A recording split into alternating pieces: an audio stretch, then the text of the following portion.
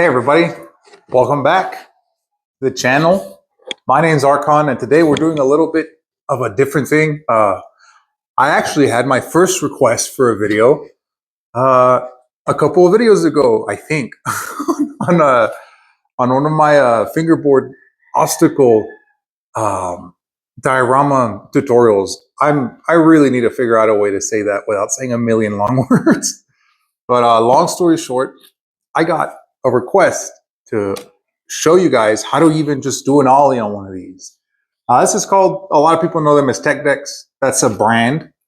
This is actually called a fingerboard, just like a skateboard. You skate around in it, but with your fingers. Now, I do have my doors open. It is getting hot, and my neighbor keeps roosters. You might hear them from time to time. You might not. I don't know how well this mic picks it up, but if you do hear them, just so you know, I'm aware. Anyway, let's just get into it. But before I even start, I just wanted to mention that the person that requested this is Time Bomb.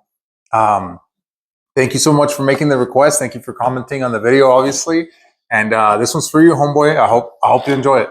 So anyway, we're gonna start very simple. A lot of you might be thinking if you need anything special, any kind of like pro board, anything like that. Not really. You can have a simple tech deck. Those are made of plastic. Mostly. So a lot of people think that, oh, it's because I don't have a very good or professional board. It's not so. Just like skateboarding with a really cheap skateboard and a pro skateboard, there are differences, there are pros and cons, but at the end of the day, you can still learn to ride a skateboard on a Walmart board. In fact, it's probably better if you do because there's more control. The trucks and the bearings aren't so loose, so you won't fall as much from just not having balance. See, so there are cons and pros to that. But when it comes to fingerboards that I have noticed, not a big difference. The grip tape might make a difference between, sandpaper and foam, but we're not going to get into all that. I could be here all day describing details to you. We're just going to get into the very basics, okay? So to start, I might zoom this part in for the camera, right? But to start, you want to place your fingers to do an ollie. Now, if you don't know what an ollie is, it's basically where you kick the board down like that, and then you make it jump up with you. On a skateboard, on a fingerboard, you make it jump up with your fingers. Okay, excuse me, I just ate. Anyway, so you want to have your finger placement around the trucks here, where the bolts are, and then the other finger right here on the tail, right? Because you're going to add pressure to that. Now, sorry, I'm squinting because I'm looking at myself on the camera. I'll try not to do that. But essentially what you're going to try and do is you're going to put pressure on here on the bolts. You're going to sort of put a bit of pressure down. You're going to squeeze it down. And then you're going to lift it with that pressure like that. You saw it just then, like that. It'll go on its own because you'll have a bit of pressure down. And when you lift this finger, the pressure will go straight down here, right? Okay. Simple, so you could just do that. So make sure you're having pressure, you're trying to control it, and then you just let it go. All right? Simple. Next, you're going to just tap this. What you really want to get used to is eventually tapping it down, making it jump a bit like you saw just there, but keeping it more or less straight. You don't want to do that. You want to, oh, that was a good one, but yeah, see? Now the idea is that when you knock it back with pressure and you lift your fingers up, the board will naturally, you saw it just now in a bit, where it kind of just stood here for a second and then fell back down, right? Now, I'm not perfectly good at these yet, but you can see, I'm trying to do it slowly, but it's very hard to do it slow. There's a moment where when you press it down, I'm trying to do it slowly, so I'm really struggling. I swear I'm not that good at these, but I'm not that bad, I swear. When you push down and remove your fingers rather quickly, the board goes up, but if you're still slightly touching it, it follows your fingers, right? Now here's the thing, it's very, very hard to do this if, one, you don't know how to do an ollie on a skateboard, or two, you don't even skateboard. The physics of it doesn't make sense in your head. Well, it might actually, sorry. At least for me, when I started, it didn't make sense in my head because I was just thinking, how does a piece of wood just suddenly fly? But inertia is a crazy thing. We're not going to explain it, but it really does happen. You push the board down, you let it go, but as you're letting go, you want to kick this down like we discussed right now. And then, but just do that. You're just tapping it down because you're immediately releasing. Because when you tap it down, the board will sort of bounce. And you don't want to have your finger down. It won't bounce. It'll just stay there. So you want to kind of, trying not to do tricks here. See that? That one was a good one. See that? The board automatically wants to go back. And so you sort of catch it sideways and then you bring it back down. Okay? Now, that is very hard to start. So I have a bit of a hack for you. Now, my friend, my very good friend, I keep mentioning him, so I'm not going to name him until he says it's okay. He just hasn't mentioned it at all. But I'm going to call him Lobster, okay? My friend Lobster, so that you guys know who I'm talking about every time. My best friend Lobster, he tried to get me into these before and honestly didn't do a very good job because I didn't really get into it. It was until later, much later, where he started showing me all these designs and all these like cool flip tricks and stuff that I was like, oh, this is like a thing that you can do. It's not just a toy. It can be a professional thing. Neat. Anyway, I then got into it. He then helped me out making these. So thank you very much. Like this one, I made this one. It's actually not mine. This one's my daughter's. But I made it all by hand.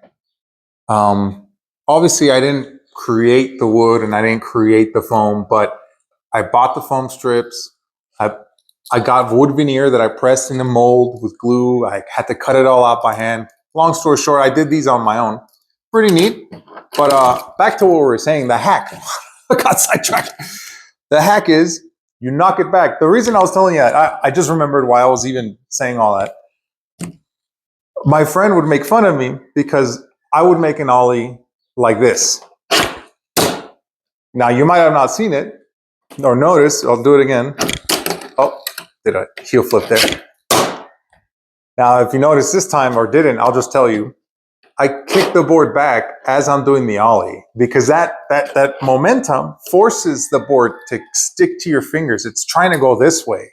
See? Oh, well. See, it's actually easier to do it slow here. See how I just kind of lift it off the ground like that? But that's not a proper ollie. When you're skateboarding, you don't suddenly go backwards and then jump forwards, right? So it's not viable if you're, per se, a professional fingerboarder that's trying to win a contest. That'll probably be a technicality or a disqualification. But for you to get the idea of how it even works, how momentum is really the key to everything, you can do that. You can do a quick shift and then do the moves that I told you, right? As you're pressing down, shift, come to this, pop it. While you're still doing the shift like that, it seems all convoluted, but in one fluid motion, it's very easy. And you'll catch it almost every time. I mean, you have to get sort of good at it, but it's a lot easier than say this. Well, it's a lot easier than say this, right? A lot easier than that. Anyway, I'll go ahead and just show you a couple of reels here. I have some little toys I also made. Got this neat little ledge that this is a mess up that I need to fix, that I am going to sell, but I need to fix it big time. And then this I made for my daughter because I was just sort of experimenting with things. It goes in the dark, neat, all right? And you could do stuff like, and I'm going to, just so that I can get these consistent, I'm going to do the backwards hack so that you can see it in action and also I can get them consistently, right? So, ooh. How about that, huh? So it's not too hard. It really isn't. And like I said, you don't need a professional skateboarding. In fact, let me get another one for you. All right, just to show you, I got a Tech Deck one. This one's it doesn't have foam paper. It has sandpaper. And then it's all plastic. It's not wood. Okay, so you can see that there's really no difference. You can see. Now I am finding that I can't grip the top as well. But as you can see, I got all my fingers up. You could still lift the board. I know on the camera, it's probably blurry, and I apologize. I don't have very good camera, my phone. But, you know, just to show you. Oh, I didn't do that one. Let's do a board slide. Let's see if I could do there's a board slide. When you put the board and you kind of slide halfways like that. Let's try one of those.